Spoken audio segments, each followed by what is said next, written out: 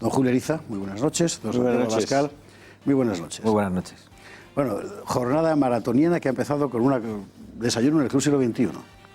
¿Qué tal se desayuna hoy en el Club Siglo XXI? Pues yo debo ser el único que no ha desayunado, porque me he hambreado a preguntas durante una hora y prácticamente no he probado ni el agua.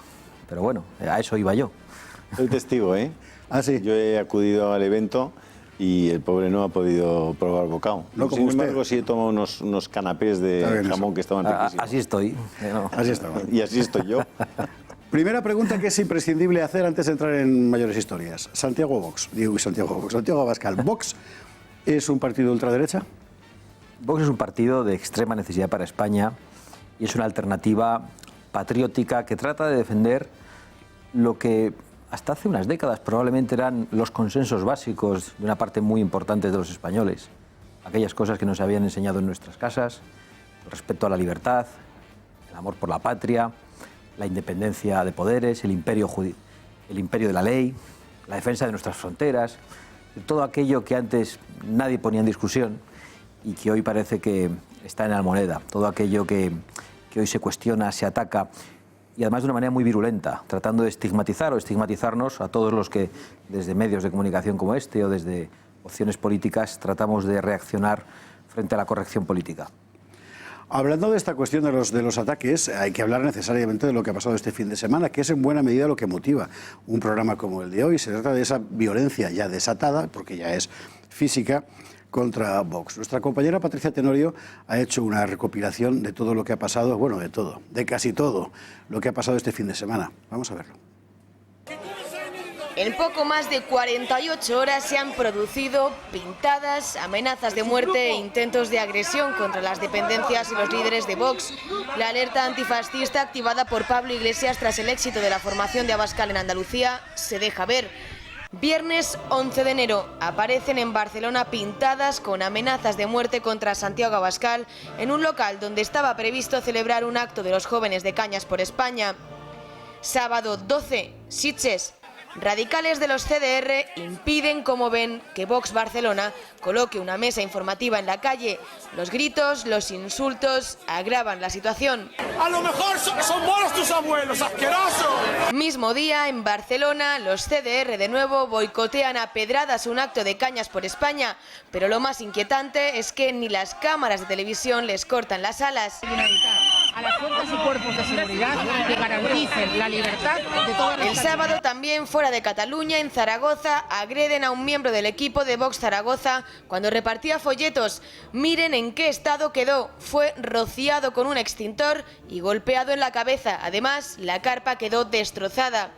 Domingo 13, Blanes. Los separatistas radicales rodean una mesa informativa de Vox y agreden a porrazos al presidente del partido en Gerona. Ahora en Hospitalet también muestras de violencia contra la formación. Los separatistas pretendieron impedir una paella popular a la que acudieron más de 150 personas. No lo consiguieron.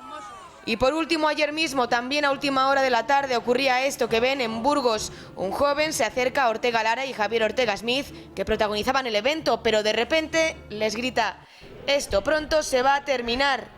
Finalmente es desalojado por los miembros del equipo de seguridad de Vox. La ultraizquierda, una vez más, intentando impedir la libertad del partido Vox. Así respetan a quien no piensa como ellos. Lo más sorprendente, o quizá no tanto, de toda esta historia es que los mismos que han desencadenado el proceso niegan que el proceso exista, como ha hecho esta mañana Irene Montero. ¿Qué ataques? Las pintadas contra ellos y dice que tienen amenazas de muerte. Yo creo que Vox tiene que estar pendiente de resolver todas las dudas que hay respecto a su financiación y dejar de acusar y de inventar noticias falsas, que es una práctica que desgraciadamente están introduciendo en nuestro país. Noticias falsas. Bueno, la verdad es que es tremendo, porque primero porque te colocan en una posición de tener que defenderte. Santiago, ellos atacan a Vox porque generando esos problemas, esos conflictos, esas actitudes violentas, pretenden descansar en el que es la víctima la culpabilidad. Claro. Pretenden generar una imagen social de que donde está Vox hay un conflicto, Donde está Vox hay un problema. Donde está Vox hay gente irritada. Ese es el objetivo de ellos. Al margen de que efectivamente practican la violencia y quieren hacer daño. Cuando habla Irene Montero de la financiación, obviamente está eludiendo el problema fundamental del nacimiento de Podemos, que no es el caso de Vox. El problema fundamental del nacimiento de Podemos es que fue financiado su proyecto político por dos regímenes, dos dictaduras crueles y sanguinarias. Obviamente no es el caso de Vox. ¿Y cómo se siente Santiago Abascal siendo chivo expiatorio? Yo en primer lugar quiero decir que lo más importante de estas imágenes que hemos visto es la valentía y la actitud cabal, controlada y tranquila de los militantes de Vox, que en toda España están acudiendo a esos lugares sabiendo lo que les espera, sabiendo que en cada lugar donde convocamos un acto, que en cada lugar donde hay una mesa para repartir publicidad, van a encontrarse con unos elementos violentos hasta grados insoportables que se atreven a hacer esto delante de las cámaras de televisión. Imaginad lo que no serían capaces de hacer si ningún móvil grabara y si no existieran cámaras de televisión. He hecho en falta algunas de las imágenes que he visto también estos días con lanzaderas de cohetes, tipos encapuchados en un ejercicio de terrorismo callejero contra el acto de Vox en ese campo de fútbol que veíamos en las imágenes. Hemos visto cómo utilizaban porras extensibles, están también los vídeos, para golpear en la cabeza de mujeres que iban a repartir publicidad de Vox. Y a la vez que muestro el orgullo por los militantes de Vox, quiero decir que nosotros no tenemos ninguna duda de por qué se produce esto. Y aquí hay muchas responsabilidades. Aquellos que de manera sistemática, desde el Palacio de la Moncloa, pero también desde el Palacio del Elíseo, han tratado de imponer un cordón sanitario permanente contra Vox, diciendo que éramos la lepra de la sociedad, que había que apartarnos, que nadie puede pactar con nosotros, planteando nuestra ilegalización. También aquellos que desde los medios de comunicación, desde la mayoría de los medios de comunicación del establishment, nos han demonizado de manera sistemática con todo tipo de insultos desde el acto de Vistalegre el pasado 7 de octubre. Y, por supuesto, los que inmediatamente después de las elecciones en Andalucía, con Pablo Iglesias a la cabeza, lanzaron lo que ellos llamaban una alerta antifascista, es decir, una alerta violenta para tratar de atemorizar a todas las gentes de Vox y de crear ese clima social al que hacía referencia Julio Ariza. Bueno, nosotros no nos llevamos a engaño de que todos estos, en distintos grados, son los responsables de lo que está pasando. Ahora vamos a ver algunas declaraciones de, por ejemplo, el presidente del Gobierno, un poco sorprendentes al respecto. En todo caso, queda colgando eso que decía Irene Montero acerca de la financiación, que tiene que ver, sin ninguna duda, con la famosa pista iraní. Pues yo la verdad es que tengo una absoluta tranquilidad sobre las cuentas de Vox, sobre la financiación de Vox en toda la historia del partido desde el año 2014, cuando otros eran presidentes, Alejo Vidal Cuadras lo presidía, a día de hoy lo soy yo, y sobre aquel momento en concreto no puedo estar más tranquilo, porque Vox auditó con una empresa externa las cuentas de 2014, las cuentas de las elecciones europeas y las depositó en el Tribunal de Cuentas. Allí están desde entonces, sin que nadie haya dicho que hay ningún tipo de ilegalidad, porque no la hay. Estamos absolutamente tranquilos sobre la legalidad de las cuentas de Vox y además no hay noticia. Ya Alejo Vidal Cuadras, en el año 2014 o 2015, explicó el apoyo que había recibido de colectivos, de exiliados, de personas individuales que se sentían agradecidas porque él les había respaldado frente a la teocracia iraní. Otros tienen que explicar... ¿Se quiere la oposición iraní? Eso es lo que parece, que son personas de la oposición iraní. No entiendo nada. Es decir, la oposición iraní, que está contra los ayatolás, subvenciona a un partido machista y homófobo.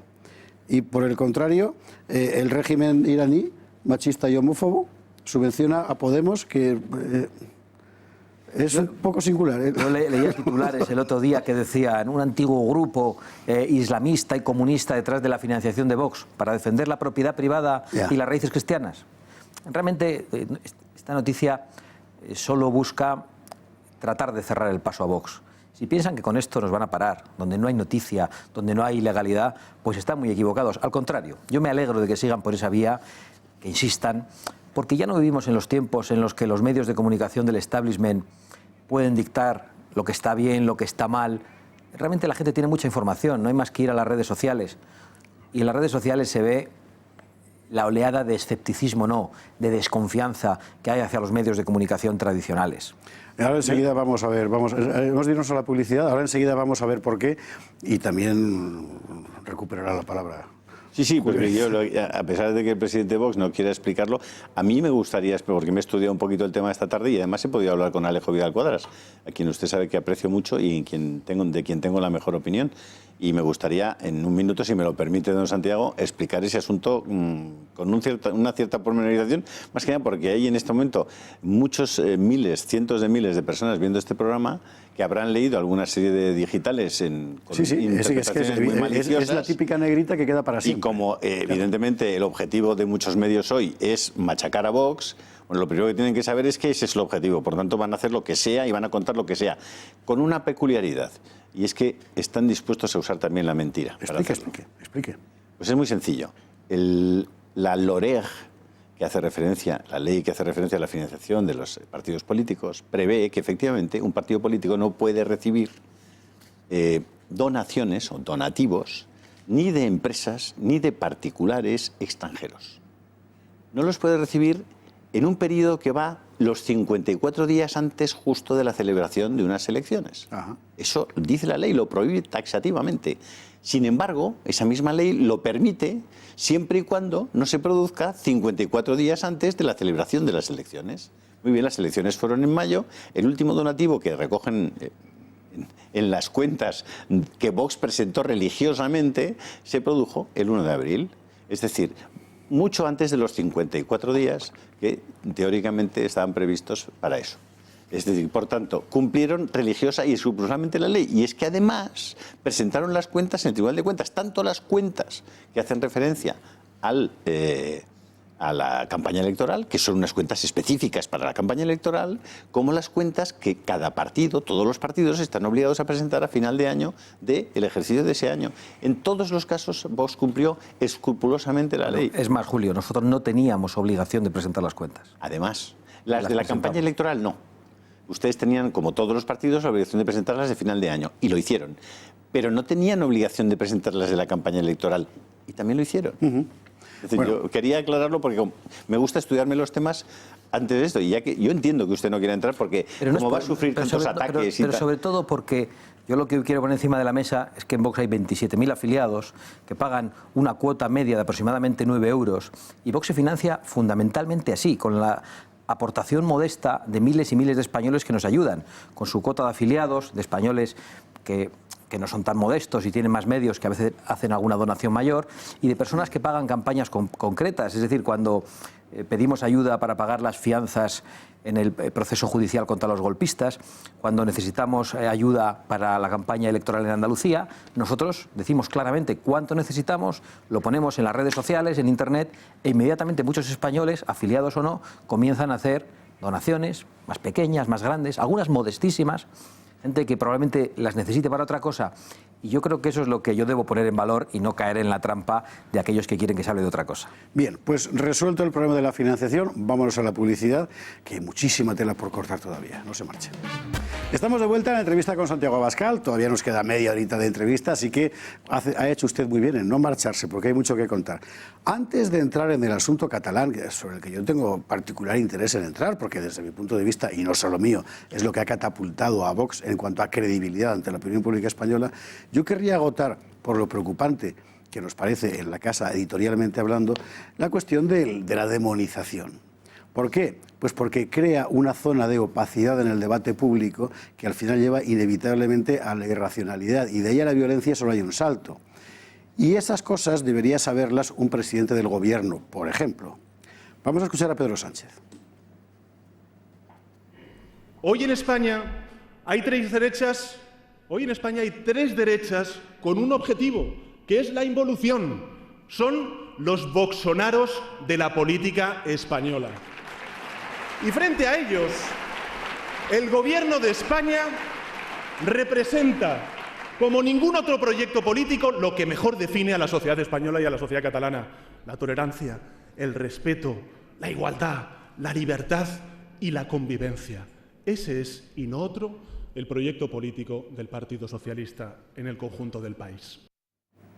La verdad es que si conviertes, vamos a ver, la demonización, la caricaturización de cualquier adversario, porque ahora ya son tres derechas, las trellizas reaccionarias, como decía no sé quién la semana pasada, en un objeto diabólico al que hay que aniquilar, la convivencia simplemente es imposible. Es decir, convivirá la izquierda consigo misma. Y ya pasó aquí una vez en España, por cierto, y acabó matándose entre sí. Pero bueno, dentro de esa demonización funciona mucho lo de colgar el muñeco correspondiente, mejor dicho, todos los muñecos posibles en una sola espalda, como hacía el otro día la ministra de Trabajo, Magdalena Valerio. Vamos a verlo. El problema de Vox es que, como digo, nos retrotrae a varios siglos atrás de la historia de España. Es un partido que lleva como bandera la xenofobia, el racismo, el machismo, la homofobia. Y bueno, desde luego no está muy adecuado a los tiempos del siglo XXI. Y es muy sorprendente la convergencia de esta opinión del poder, porque no nos engañemos, esto es el poder, esta gente dentro de 4, 5, 6 años van a estar como directores generales o ejecutivos o algo de grandes empresas transnacionales, no olvidemos estas cosas, su sintonía, digo, con la mayoría mediática, particularmente en medios audiovisuales. Recordemos, vamos a ver las imágenes, la recopilación que hacía la semana pasada Juanma Pérez Noya con diferentes titulares de la prensa española a propósito del Pacto de Andalucía, en el que se señalaba editorialmente de forma unívoca un malo. El malo era Vox, que contamina.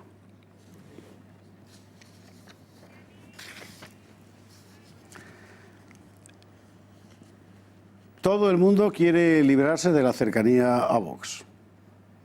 Pero me interesa particularmente la opinión sobre digamos, lo institucional. Porque al fin y al cabo a la prensa, bueno, se le puede disculpar más o menos que monte un circo. Pero cuando institucionalmente, desde la presidencia del gobierno, se señala una parte del electorado español como el malo al que hay que apartar, esto ya son palabras mayores. Yo creo que es muy grave porque efectivamente la demonización lleva a la violencia. En la medida que institucionalmente muchos españoles, con buena intención, pueden mostrar crédito ante el presidente del gobierno, pueden darle crédito. Pero yo creo que esta demonización está dando cada vez más apoyos y más votos a Vox. Pero clarísimamente, todos los insultos, todas las etiquetas son permanentemente un insulto a muchos españoles, porque cuando los españoles ven por qué nos insultan en las televisiones, por qué nos insulta y demoniza el presidente del gobierno, muchos de ellos conocen a Vox y dicen: si nosotros pensamos lo mismo, si eso que están poniendo en cuestión y por lo que les insultan es lo que nosotros pensamos. Están haciendo involuntariamente que conectemos cada vez con más españoles. Y yo estoy convencido de que eso va a provocar que sean millones los españoles que voten a Vox en las próximas elecciones. La contradicción de que un gobierno que representa en realidad una especie de frente popular, apoyado en los enemigos de España, en aquellos que quieren transformar España en Venezuela, aunque ahora parece que dan un paso atrás, gracias a Vox, porque Vox ha movido el tablero político en España, apoyado en aquellos que acaban de perpetrar un golpe de Estado separatista que sigue en marcha, apoyado en aquellos que nunca han condenado los crímenes de la banda terrorista ETA detrás de los que estuvieron, apoyados en aquellos que están detrás de las agresiones a los guardias civiles de Alsasua. Es decir, que este gobierno demonice a Vox está dentro del guión. Lo que hay que decir es por qué Pedro Sánchez, que llegó prometiendo que iba a convocar elecciones inmediatamente con la moción de censura, se ha atrevido a decir antes de ayer que esperemos sentados porque hasta 2020 aquí no hay elecciones. Bueno, ¿qué encuestas tendrán? ¿Qué pensarán de la fuerza de Vox, de la irrupción? Es que acaba de encontrar un argumento fantástico. Yo me quedo en el poder para parar el fascismo y con eso lo has arreglado absolutamente todo. Déjeme de mirar unos años atrás, don Santiago. ¿Por qué se marchó usted del Partido Popular? Porque el Partido Popular de Mariano Rajoy ya no me representaba. Yo recuerdo el Partido Popular de Mariano Rajoy oponiéndose al origen de todos los problemas, o de gran parte de los problemas, no de todos, que hoy tenemos en España, es decir, oponiéndose al zapaterismo, que fue el que prendió la mecha con un cambio cultural, con un cambio de legislaciones ideológicas. Y recuerdo a Mariano Rajoy del año 2004 al 2008 oponiéndose a aquel gobierno de Zapatero con manifestaciones en las calles. Y recuerdo a Mariano Rajoy a partir del año 2008 no oponiéndose a ese gobierno. Y le recuerdo después, cuando fue elegido presidente del gobierno, en el año 2011 creo que fue, a ese mismo Mariano Rajoy convertido en el albacea testamentario de Zapatero, manteniendo intocable todo lo que Zapatero había puesto patas arriba en España. Yo no me podía sentir representado con esa política, ni con esa manera de hacer política, con esa actitud indolente de Mariano Rajoy, que nos ha hecho tanto daño, sobre todo allí donde más hacía falta una actitud enérgica, que es en Cataluña. Algunos les reprochan a ustedes que hablan mucho de la unidad de España y muy poco de los problemas más concretos de los ciudadanos de a pie. Que hablan poco del paro, que hablan poco, algo sí que hablan de los impuestos, que hablan poco de los problemas, digamos, cotidianos de la gente. Bueno, yo creo que cada uno elegirá una medida. Nosotros hablamos de todos estos problemas, pero creemos que si la base de una sociedad, que es unidad, que es el mantenimiento del orden constitucional, más allá de que algunos queramos cambiar partes de la Constitución a través de los procedimientos de reforma, si lo esencial está puesto en riesgo, da igual que hablemos de lo demás. Es decir, nosotros pensamos que vivimos una situación de emergencia nacional y que tenemos la responsabilidad de ser quizás antipáticos, señalando el problema. Quizá no somos los que más gustamos, los que regalamos los oídos de los ciudadanos hablando de problemas concretísimos. Yo creo, por otro lado, que la unidad nacional es un problema más que concreto. Realmente, yo estoy seguro de que en el año 2017, en octubre, había muchos españoles a los que nos costaba conciliar el sueño con lo que estaba pasando. Estábamos preocupados. Yo recuerdo españoles que trabajaban por cuenta propia, a los que les costaba ir a trabajar y aparecían por la sede de Vox todos los días pidiendo una reacción. Hablaba con mucha gente a altas horas de la madrugada. Realmente había una situación de inquietud nacional. La unidad de España es un problema de primer orden, es el primer problema y yo creo que es más que concreto. Sin unidad de España ni hay orden constitucional, ni hay democracia, ni hay libertades, ni hay paro, ni empleo, ni impuestos de los que hablar. Y por eso nosotros, yo creo que en un ejercicio de responsabilidad, tratamos de dar una respuesta a esa situación de emergencia nacional. Yo no querría que se quedara, sin embargo, sin responder una de las imputaciones de la señora Valerio, que es la del machismo. Que seguramente, bueno, seguramente no, que con toda seguridad viene a cuento de la oposición de Vox a la ley contra la violencia de género y que además la propia, como decir, publicidad de Vox, en cierto modo, alimenta con la imagen siempre viril en el marketing de Santiago Abascal, pues a caballo o en el monte, en fin, este tipo de cosas que a todos nos gusta hacer, pero que digamos que no forman parte de la comunicación política habitual. Después de la sentencia del Supremo, que condena a doble pena a un hombre que a una mujer por exactamente el mismo delito, mucha gente ha entendido que efectivamente las legislaciones de género tienen que ser cambiadas. Sin embargo, permanece una pregunta. Si se deroga la ley contra la violencia de género tal y como está ahora, cosa en la que muchos pueden estar de acuerdo, ¿qué hacemos, sin embargo, con aquellas mujeres que efectivamente son víctimas de maltrato o que merecen amparo y protección? Es que nosotros no planteamos dejar a las mujeres sin protección, lo que planteamos es que exista una ley que combata la violencia en el ámbito familiar o contra la mujer fuera del ámbito familiar. Es decir, queremos endurecer el Código Penal para que los asesinos en serie y los violadores nunca salgan de prisión. Somos el único partido que lo está diciendo con esa claridad. Y además queremos una ley que en el ámbito doméstico proteja a las mujeres que sufren violencia, que normalmente la mayoría son mujeres, que proteja a los hombres que ocasionalmente, muchas menos veces la sufren, que proteja a los niños, que proteja a los ancianos cuando hay violencia. Pero no puede haber distinta pena ante hechos exactamente iguales. Y por lo tanto, hay que cambiar esa legislación, hay que cambiar los protocolos policiales. No puede ser que en una pelea doméstica la mujer no sea detenida y el hombre es inmediatamente detenido, normalmente un viernes, a veces sin pelea, en una estrategia, en un proceso judicial. Lo hemos dicho por activa y por pasiva, sabemos qué es lo que está pasando. No es creíble, por otro lado, para la mayor parte de los españoles. Yo creo que este debate lo estamos ganando en la sociedad. Nadie se atrevía a plantearlo. Cuando un tema se quiere convertir en tabú, es absolutamente necesario que exista un resorte para defenderlo de manera irracional. En este caso es el machismo.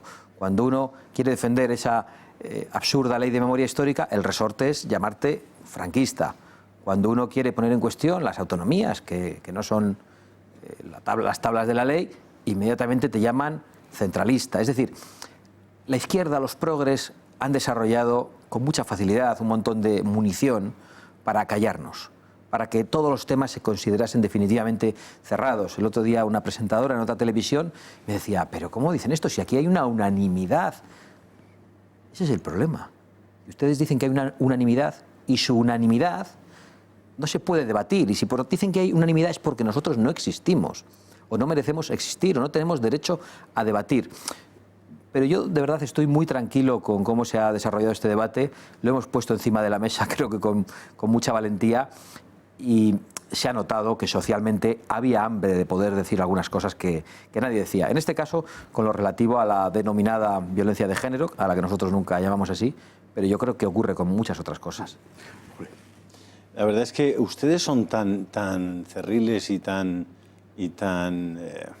digamos, tan párvulos, que creen que pueden cargarse el Estado de las autonomías en 24 horas el día que lleguen al gobierno.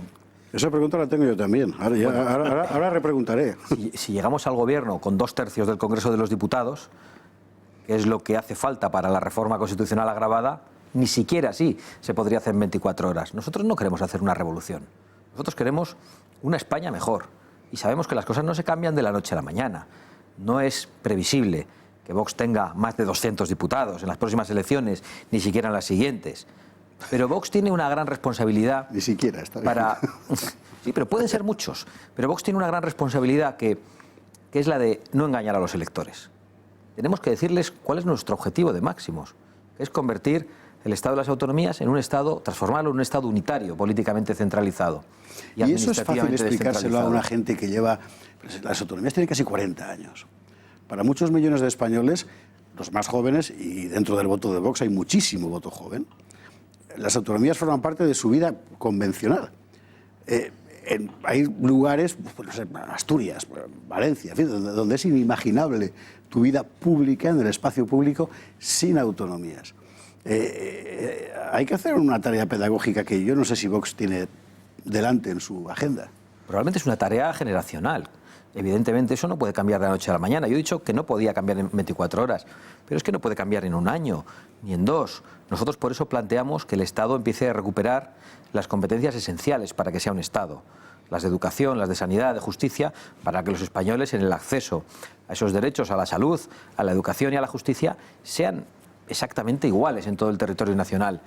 Y creemos que se puede avanzar más, pero habrá que hacerlo poco a poco. Pero no renunciamos a ello. Sabemos que es difícil, sabemos que es complicado, sabemos que hay que emprender una tarea colectiva extraordinaria para explicar a los españoles que un Estado unitario no es un Estado que no respete las diferencias o la diversidad que hay en España. Yo soy vasco, y para sentirme vasco, para tener afecto por la lengua vasca, que traduce algunos de mis apellidos y en la que hablaron algunos de mis antepasados, yo no necesito un Parlamento vasco. Las autonomías, con la excusa de la diversidad cultural, bueno, yo creo que en España hay una cultura, no muchas culturas. Las lenguas regionales no determinan una cultura por sí mismas. Pero creo que en España esa diversidad ha sido atacada precisamente por las autonomías, que han actuado como focos centralistas. Han querido hacer que Tarragona fuera como Gerona. Han querido que incluso las provincias de la Comunidad Valenciana fueran como Cataluña o Baleares, que mi provincia de Álava fuera como Guipúzcoa, que la Llanada Alavesa o la Rioja Alavesa fuera como el Goierri. Y eso no es así. Son las autonomías precisamente las enemigas de la diversidad en España. ¿Cómo es posible que con eso que llamaban Estado centralista durante tantos años, durante tantos siglos, se mantuviera en España la diversidad, las lenguas regionales que no se mantuvieron en Francia? Están mintiéndonos. Son ellos los que no garantizan ni siquiera eso. Yo creo que esto, si se le explica a los españoles poco a poco, con convicción, con amor a España, con amor a sus regiones, a su diversidad, es perfectamente factible convencerles. Un elemento clave en la desafección autonómica de los españoles, sin ninguna duda, ha sido en los últimos años la cuestión catalana, claro, que ha sido el perfecto ejemplo de cómo una autonomía concebida así, de aquella manera, terminaba derivando en algo atroz, empezando por la negación de los derechos de buena parte de los españoles, de los catalanes.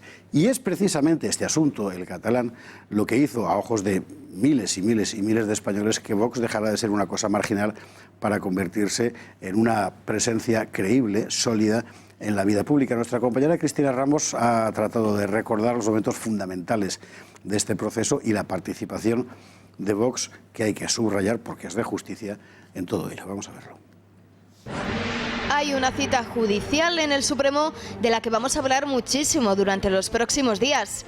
Sí, se trata del juicio a los dirigentes separatistas del Procés. Un juicio que arranca a finales de este mes o a principios del mes que viene, a principios de febrero. Y esto que están viendo es el calendario. Ya hemos conocido varios detalles interesantes de cómo va a ser el juicio. Presten mucha atención a los testigos. ¿Cuántos habrá? ¿Cuántos veremos? Bueno, se esperan cientos de testigos. Incluso podrían llamar a declarar al expresidente del gobierno, Mariano Rajoy, a Soraya Sáez de Santamaría o al exministro de Hacienda, Cristóbal Montoro. Otro detalle, la defensa sugería que pediría observadores internacionales, espacio para ellos. Esto significa que cualquiera puede acudir de público a este juicio. Y ya por último, ¿veremos a los procesados con esposas dentro de la sala? La respuesta es no.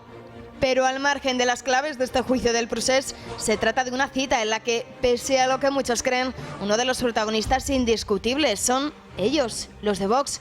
Porque, más allá de su reciente papel en Andalucía, la formación de Santiago Abascal comenzó a ganar en proyección pública durante su participación en el juicio contra los dirigentes del separatismo más radical.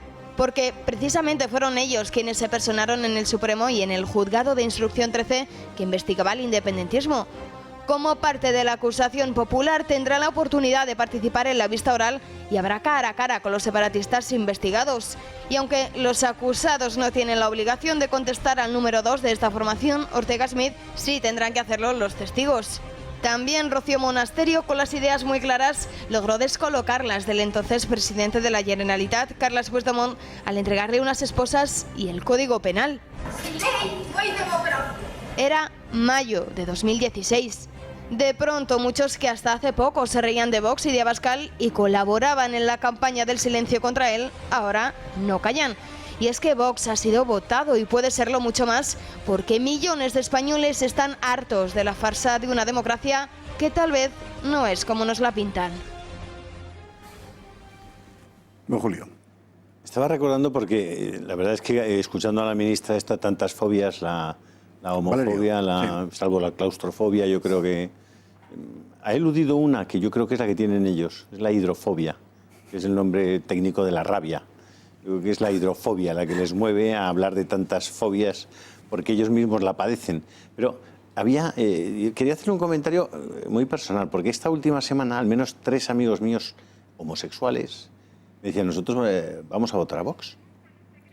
Y yo decía, ¿pero cómo es posible? Pues ¿no son ustedes un partido homófobo que quiere recortar los derechos individuales de las personas que tienen esa tendencia personal sexual? Pues yo creo que la principal homofobia está en algunos lobbies LGTB que dicen a los homosexuales qué es lo que tienen que pensar. Y hay personas homosexuales que piensan de todo. Unos votan a Podemos, otros votan al PP, otros votan a Ciudadanos, otros votan a Vox. Y que piensan lo mismo que nosotros, incluso sobre las políticas que pueden afectarles a ellos. Bueno, pero ahorcados solo son por los que financian a Podemos. Efectivamente. Yo recuerdo lo que les ocurrió a 2 modistos muy conocidos, Dolce y Gabbana, cuando se manifestaron a favor de la familia tradicional. Vittorio y Luquino, Vittorio y Luquino. Permite. Creo que son nosotros dos, pero bueno, lo podemos comprobar. Igual les ha ocurrido a los dos. Sí, es que les ha ocurrido a los dos. Les ha ocurrido. Entonces los 4. Pues es que les ha ocurrido a los dos y creo que el otro día lo volví a en releer, diferentes modalidades, pero el tema era el mismo. Dolce y Gabbana hicieron esas referencias en favor de la familia de si la pareja homosexual era matrimonio o no, que era la clave de la Eso es. Y recibieron unas presiones brutales. El cantante Elton John inició una campaña para que se boicoteara la firma de estos modistos y acabaron rectificando tiempo después. Acabaron prácticamente sumándose a la ola. Es interesante porque estamos hablando de homosexuales que no discutían en absoluto ni la libertad de costumbres, ni la belleza eventual del amor homosexual, ni nada de todo eso. Discutían la cuestión jurídica de llamar matrimonio a su propia unión, que ellos decían que no lo era. Y bueno, fueron linchados por el propio colectivo, claro. Bueno, ellos y 2000 años de historia desde los romanos, ¿no? Bueno, ya bien. El matrimonio siempre ha significado como contrato jurídico, tenía las condiciones que tiene, ¿no? Pero es que no hay un solo asunto. Es decir, cuando Vox defiende estas mismas cosas, hay muchos homosexuales que las apoyan. Cuando Vox critica la ley de violencia de género, hay muchas mujeres que nos apoyan. Cuando Vox quiere una política migratoria, de control de fronteras, de inmigración ordenada, de expulsión de los que entran ilegalmente, hay muchos inmigrantes que han venido a España que lo defienden. Me alegro de que me haga guste esta pregunta, que tendría que haber dicho Santiago Abascal. En las 100 medidas de Vox aparece algo que hay que rectificar inmediatamente porque hice una llamada para informarme. Cuando de repente descubrí que Vox proponía que a los residentes extranjeros en España se les privara de la sanidad gratuita y se atendiera al copago. Y luego me explicaron, no, se refiere a los no nacionalizados. Vale, pues habrá que revisarlo. Eso hay que revisarlo efectivamente, porque yo he oído críticas que dicen, es que Vox quiere que a los extranjeros se queden sin sanidad. Es decir, a los no nacionalizados españoles. De todas formas, es interesante. Vox está tomando posición en muchísimos asuntos de una complejidad extraordinaria. Yo estaba esta mañana en este desayuno del Club Siglo XXI y me hacían preguntas concretísimas. Es decir, yo creo que todavía mucha gente no se ha dado cuenta de que Vox es un partido que el día 3 de diciembre tenía más diputados en Andalucía que trabajadores en toda España. Yeah. Realmente lo que Vox ha hecho con sus militantes, con sus voluntarios, es absolutamente heroico, ¿no? Y algunos pues claro, nos hacen preguntas muy concretas de cosas que le preocupan a cada uno, pero nosotros hemos venido aquí porque hay una emergencia nacional. O sea, porque estamos con unos problemas que afectan a nuestras libertades, a la calidad de nuestra democracia, a la independencia de los poderes, lo que estamos viendo con todas las corruptelas, los pinchazos, los chantajes, la unidad de España a punto de resquebrajarse. Claro, yo en esto pido un poco de comprensión y a la vez llamo la atención de las personas que nos exigen una posición en asuntos técnicos, detalladísimos.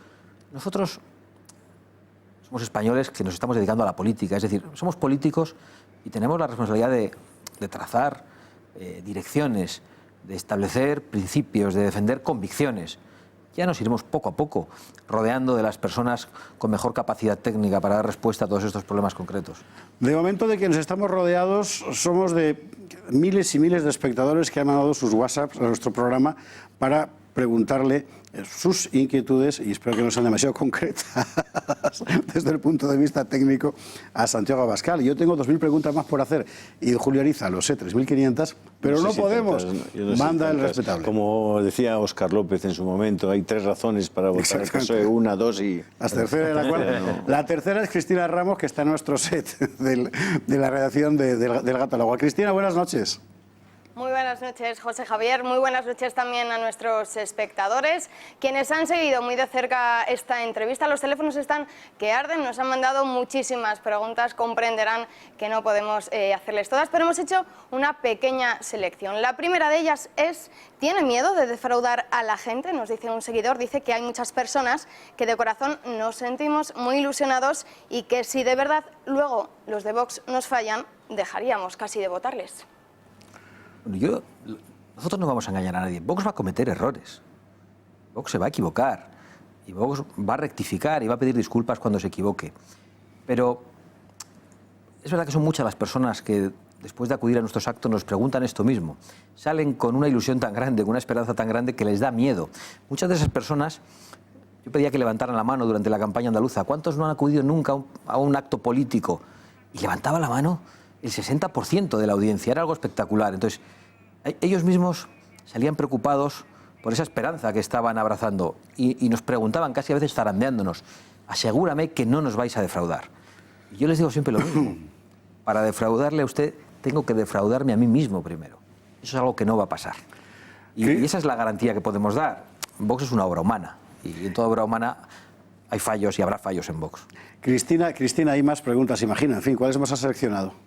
También sobre el éxito que lograron en Andalucía en esas elecciones, nos dicen que si tienen miedo de este crecimiento, que este crecimiento acabe explotando tan rápido como una burbuja. Buena pregunta, sí, señor. Bueno, no tenemos miedo de que el crecimiento de Vox represente una burbuja. ¿Por qué? Porque las adhesiones a Vox son muy sólidas. Vox es un partido que se presenta con toda claridad, que lo dice todo, lo cómodo, lo incómodo, que dice cosas que piensan el 80% de los españoles a favor de la cadena perpetua, pero que dice cosas que en estos momentos están fuera del debate social, que defiende el derecho a la vida del no nacido, que defiende el matrimonio tradicional. Es decir, Vox dice cosas que no son mayoritarias probablemente en la sociedad española, igual me equivoco, y las dice igual. Y por lo tanto la gente que se acerca a Vox tiene una garantía. Estos no me están engañando. Hay otros que hablan de 2 o 3 cosas y crecen rápidamente. Y a la hora de la verdad hay que tomar partido en todo lo demás. Hay que tomar partido hasta mancharse, normalmente. Eso sí que pueden defraudar a mucha gente. Entonces yo estoy convencido de que no me da miedo el crecimiento de Vox, creo que no es una burbuja. Es verdad que estamos preocupados y vamos a tratar de poner los mecanismos necesarios para distinguir entre toda esa gente que hoy se nos acerca, entre los patriotas, entre los que vienen a servir, y los arribistas los que vienen a ser servidos. Cuando ha dicho algo, cuando ha dicho eso de que se explotaba y se quedaba manchado, se le ha puesto en la cara un color como naranja, ¿verdad? Cuando hablaba de ese asunto. En fin. Cristina, más preguntas, por favor. También nos hacen una pregunta muy concreta. Nos dice una pregunta Santiago Abascal: ¿con qué político español se identifica del presente o del pasado también? Del presente, con Javier Ortega, Smith Molina, sin ninguna duda. Y del pasado, pues yo he reivindicado durante esta campaña andaluza una figura excepcional de la política española, que es Isabel la Católica. Que sin duda lo es, efectivamente. Nos da tiempo, Cristina, a una última pregunta antes de que por imperativos de Julio Ariza, que está aquí, nos tengamos que ir a la publicidad. De acuerdo, pues una última pregunta. Nos dicen, ¿cómo describiría la actuación de los medios de comunicación a la hora de abordar toda esa información sobre Vox? Eso es una paréntesis doctoral. Más bueno, que una... vamos a hacer una única distinción de los medios de comunicación libres y que defienden valores y defienden convicciones, como es esta casa. Pues yo tengo que agradecer hoy que seáis uno de los pocos que nos hayáis dado voz, cuando probablemente incluso la gente que pensaba como nosotros decía que Vox no tenía nada que hacer, en un contexto difícil. De otros muchos medios de comunicación, de los controlados por el poder político, de los controlados por las oligarquías, solo puedo decir que su actitud hacia nosotros está siendo en muchas ocasiones rastrera y está conduciendo a esa demonización que lleva a la violencia contra Vox. Don Santiago Abascal, muchísimas gracias por estar aquí con nosotros estos 3 cuartitos de hora, que está francamente bien, la verdad es que es una... y además no le hemos cobrado nada. Yo es que le agradezco mucho a Santiago que haya venido, porque en este momento es una persona que está extremadamente ocupada, que está reclamada ahora sí por todos los medios de comunicación, y él con nosotros es un hombre agradecido y un hombre extraordinariamente cordial, siempre. Yo se lo agradezco mucho, ya sabe que le deseo toda la suerte del mundo, y además es que se explica usted muy bien, la verdad. Es para mí un honor estar aquí, Julio. Eso está fenomenal. José Javier. Sí, señora. Gracias. Demasiado merengue. Esto significa que para la próxima vez prepararemos preguntas un poco más incisivas. Muchísimas gracias por estar con nosotros. Soy más Rojigualdo que otra cosa, ¿eh? También es verdad.